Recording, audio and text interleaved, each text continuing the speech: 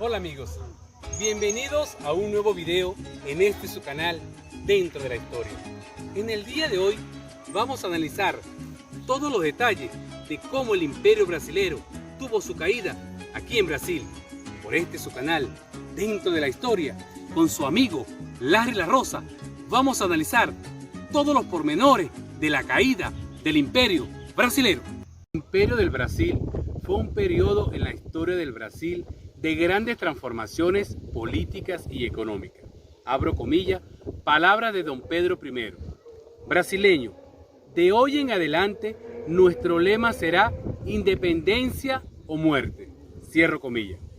Eran las 4 de la tarde del 7 de septiembre del año de 1822, en las márgenes del río Ipiranga, cuando el Brasil declaró su independencia del Reino de Portugal, Brasil y Algarves, convirtiéndose Imperio del Brasil y siendo el mismo don Pedro I primer emperador del mismo. El Brasil imperial se dividió en 3 fases. Primer periodo realizado por don Pedro I y fue desde 1822 hasta el año de 1831. Este periodo quedó marcado por las fricciones entre don Pedro I y grupos políticos del Brasil, por su autoritarismo y por su incompetencia en la administración pública. La Constitución de 1824, hecha a su medida, fue el ejemplo más significativo de su autoritarismo. La Guerra de la Ciplastina, que destruyó la economía del Brasil y presionado por diversos grupos insatisfechos, hacen que don Pedro I renuncie al trono en el año de 1831 en favor de su hijo don Pedro II. Segundo periodo, periodo regencial. Según la Constitución de 1824, la mayoría de edad para la ocupación del cargo a emperador era de 21 años de edad. Don Pedro II tenía apenas 5 años y 4 meses de vida cuando su padre don Pedro I le dejó el poder. La misma Constitución de 1824 determinaba que durante la mayoría de edad el imperio sería gobernado por una regencia. Una regencia es un gobierno constituido durante el impedimento del jefe de Estado. Antes de don Pedro II alcanzar su mayoría de edad para asumir el cargo, hubo 4 regencias. La primera regencia fue la trina provisoria, en el año de 1831. Como el país no podía quedar sin gobierno, una regencia trina provisoria asumió el poder. Los senadores Carneiros de Campos y Campos Vergueiro y el brigadeiro Francisco de Lima y Silva fueron electos por los parlamentarios en Río de Janeiro. La segunda regencia fue la trina permanente, en el año de 1831 hasta el año de 1835. 2 meses después, en disputadas elecciones, se escogieron los 3 integrantes de la regencia trina permanente: Costa Carvalho, Braulio Muniz y nuevamente el brigadeiro Francisco de Lima y Silva. La tercera regencia fue presidida por el padre de profesión Diego Antonio Feijó, desde el año de 1835 hasta el año de 1837. Él fue un sacerdote católico y estadista brasilero, además de ser considerado uno de los fundadores del Partido Liberal. La cuarta y última regencia la presidió Pedro de Araujo Lima, marqués de Olinda. Él fue un estadista brasilero y primer ministro del Imperio del Brasil. Fue presidente del Consejo de Ministros por muchos años y una figura representativa de la aristocracia rural del Nordeste. Durante esta fase, 2 partidos políticos centralizaron las discusiones: el Partido Liberal, fundado en el año de 1831, y el Partido Conservador, fundado en el año de 1836. Ambos se alternaron el poder durante la regencia.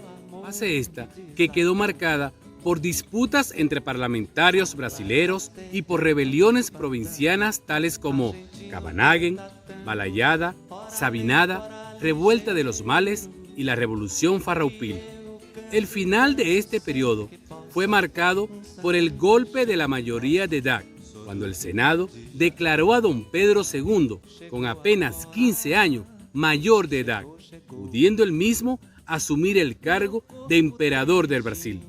Segundo y último reinado. En este reinado fue liberado por don Pedro II y se extendió entre el año 1840 hasta el año de 1889.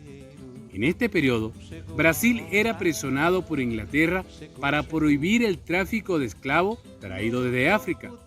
Otro importante evento en esta fase fue la Gran Guerra del Paraguay, conflicto que comenzó en el año de 1864 y terminó en el año de 1870.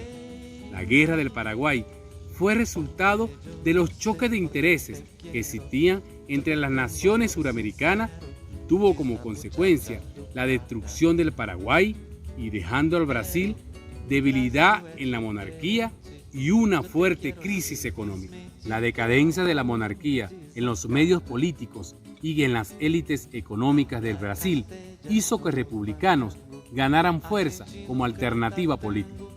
Todo comenzó con la abrupta dimisión del gabinete liberal comandado por Zacarías de Goes y Vasconcelos el 16 de julio del año de 1868.